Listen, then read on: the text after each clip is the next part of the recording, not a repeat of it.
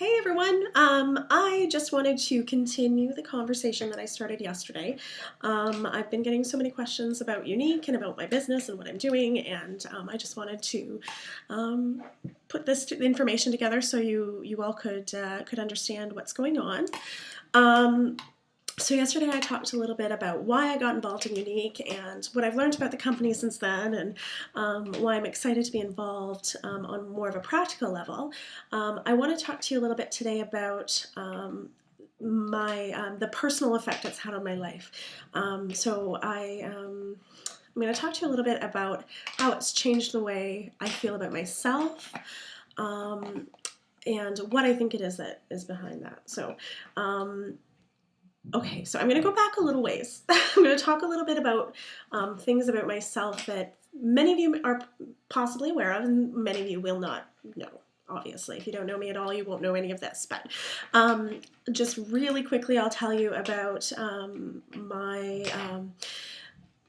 myself.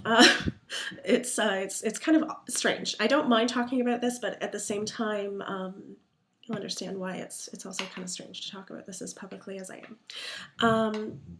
When I was a child, my mom was very ill. My mom had breast cancer. She was diagnosed, I think, when I was about 6 years old, 5, 6 years old, and she passed away when I was 10.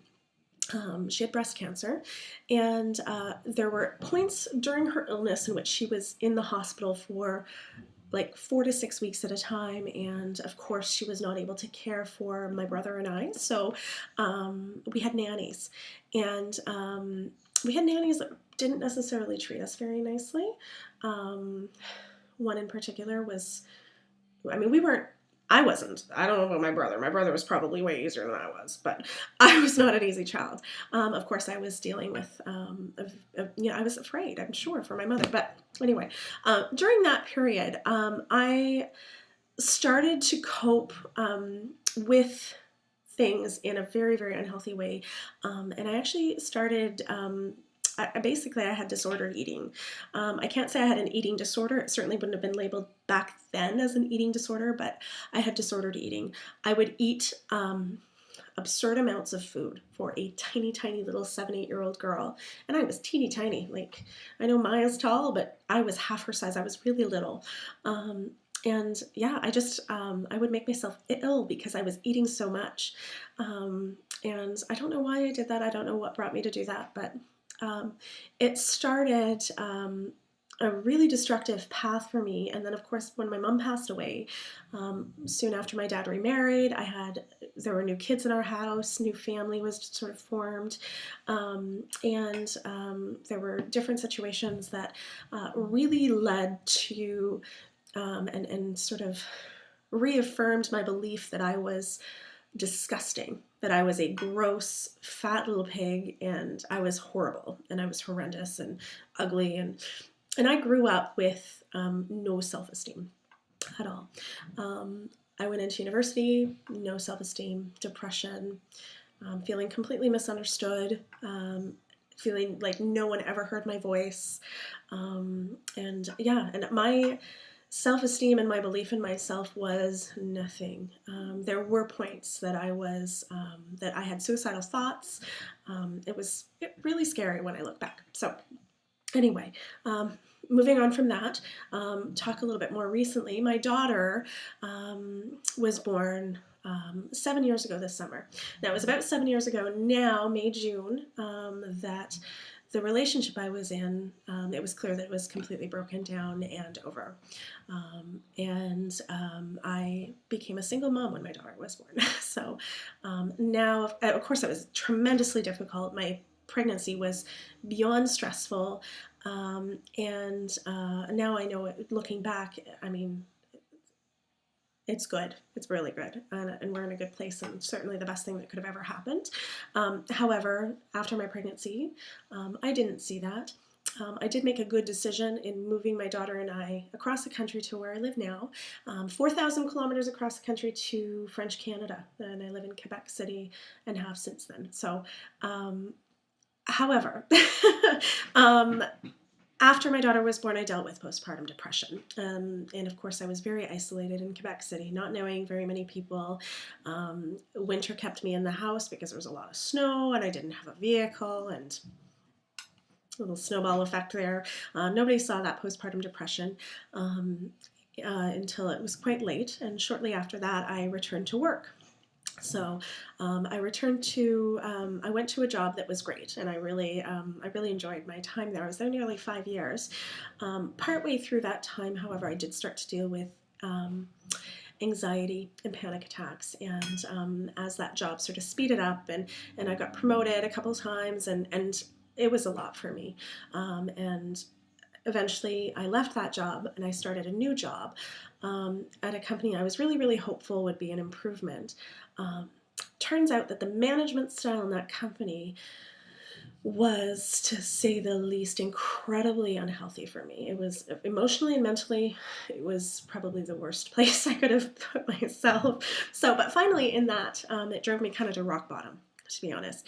And I got help for the panic and the anxiety that I didn't know was really panic or anxiety until that point. That means that's the awkward stuff, right? The postpartum depression, the panic and the anxiety. But let's just talk about the fact that we need to talk about that more, because a lot more of us deal with that than we actually know, but we keep it so quiet that that conversation doesn't happen. So, but anyway, it was about that time that I finally realized I needed help for that I found Younique. So it's like worlds came together at the perfect time, and I started healing from all that crazy crap that had gone on in my life in the last number of years at the same time that I found Younique.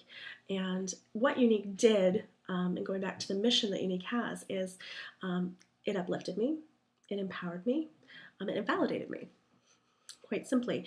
And the truth of the matter is, when I found Younique, I found this community of women that believed in me and saw beauty and good in me. And two things happened.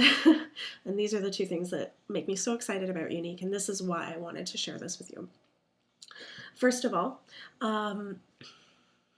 I started to believe in myself, because when you're surrounded with people who believe in you, as opposed to surrounded with people who make you feel this big all the time, you start to believe in yourself, and you start to see the beauty in yourself, and you start to see how much potential you have and how much hope there is for your future, because those people around you see that, and that's what happens, right? So that's thing number one. Without Younique, I would not have found this community of women who just really spoke that to me. Secondly, I realized, so when my last job at the place where those people, if I made me feel this big, in that position, I felt like I needed to be working that sort of a job. I needed to be working somewhere where I had this great career potential, and I had to be, sorry, I'm playing with my mirror and it's reflecting my face, I just noticed that. Sorry. So I felt like I really needed to be in that kind of a job so that I had a future for my daughter. And then I realized that, you know what? I can be in the sort of job where I have a future for my daughter, and where I am building a future for myself and my daughter, and that's where my energy is going. Instead of going to building someone else's dream, I'm building my own dream now. And guess what? It's my future. And guess what? I can do this. I have all of the capability to do this. So these women who are part of this company that uplifts women, uplifted me. And I've been so empowered to see that I can build my own future. And I'm capable of that. And I am deserving of that.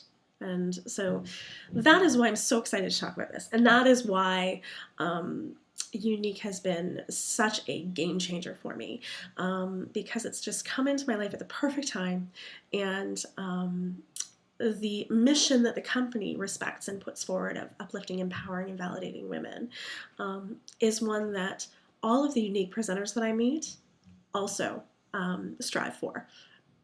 Those women have uplifted and empowered and validated me. And now I know that that's what I want to do too. I want to see my friends, and I want to see other women uplifted and empowered and validated in the same way. And I want them to feel good about themselves. I want them to be independent and to be able to support their families and build their families' dreams. Not only has this been incredibly good for me, it's been incredibly good for my daughter, because guess what? I'm present for her. And I have the energy at the end of the day to give her what she needs emotionally. And a few months ago, when I was working that crazy job, I was dying inside, and I certainly didn't give her what she needed. And so now I'm in a place where I can, and that, that means so much, right? It's just incredible. So anyway, I don't want to talk too much longer, but I just feel like it's so important for me to tell you all about what this has done for me. No matter what you take away from that, it's fine. But for me, this is amazing. And for those of you who are supporting me and encouraging me along in this, that just goes to show how much this means to me, because you're part of this. Your support of my business, and it's part of this. It's part of me building hope and me building a future and me feeling like, you know what, I am beautiful and I am validated and I am so capable. And every woman deserves to feel like that. Every woman, everyone deserves to feel that way. And so that's what it's about. So I've got to go and finish dinner, and I think I might need to feed my cats because they keep jumping up here and trying to interrupt me.